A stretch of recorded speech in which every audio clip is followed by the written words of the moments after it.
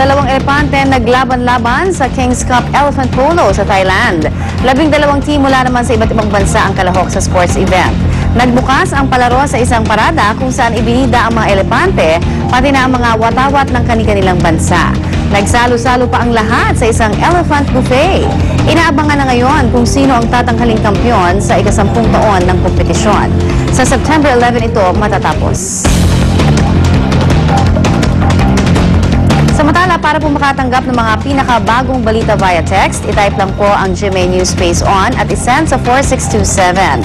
At yan ang mga unang balita sa umagang ito. Mula sa Tahanan ng Katotohanan, ako po si Connie Sison. Kung may balita, i-report sa GMA News, i-text ang Scoop Space. Message space ang inyong pangalan, address, padala sa 4627. Mga igan, ako naman Arnold Gavio. Ito ang unang balita.